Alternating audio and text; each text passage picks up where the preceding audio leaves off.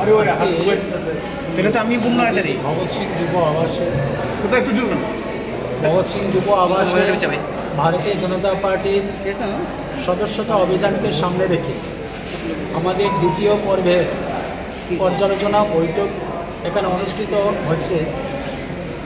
আমাদের মধ্যে এই বৈঠকে যিনি প্রধান অতিথি হিসেবে উপস্থিত আছেন সর্বভারতীয় সাধারণ সম্পাদক দূষণ কুমার গৌতমজি, এবং রয়েছেন আমাদের রাজ্যের মাননীয় রাজ্য সভাপতি তথা রাজ্যসভার সাংসদ রাজীব ভট্টাচার্য মহাশয়, রবীন্দ্র রাজীবজি আসছেন আমাদের সংগঠন মন্ত্রী, এবং মাননীয় মুখ্যমন্ত্রী উনিও কিছুক্ষণের মধ্যেই আসবেন।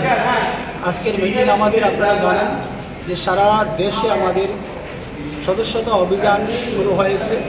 প্রতি 5 বছর অন্তর অন্তরই সেটা হয়ে থাকে।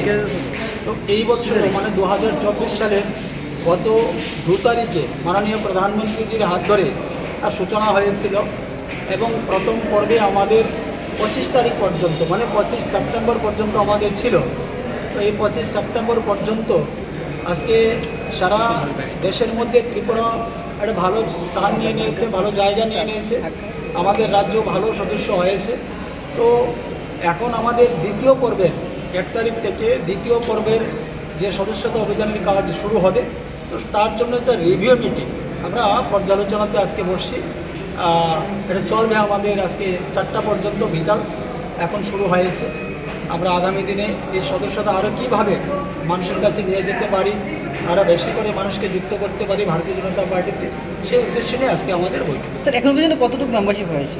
আমরা অনলাইনে 5,80,000 গতকাল পর্যন্ত হয়েছে, এবং অফলাইনে আমাদের প্রায় 1.5 লক্ষ হয়ে গিয়েছে অফলাইনে। তো আগামী দিনে আমাদের অনলাইন অফলাইন আরও রয়েছে। আমাদের অনেক এলাকাই রয়েছে যেগুলোতে আমরা এখন পর্যন্ত গিয়ে পৌঁছতে পারিনি, বা যেখানে আমাদের ইন্টারনেটের অসুবিধা রয়েছে, যেখানে অনেকের হাতে হয়তো মোবাইল নেই, তো ওই সমস্ত অনেক ভারতীয় জনতা পার্টির শুভাকাঙ্ক্ষী, ভারতীয় জনতা পার্টির হিতাকাঙ্ক্ষী রয়েছেন, ওনাদের কাছে আমরা অফলাইন নিয়ে যাব। ওকে, থ্যাংক ইউ।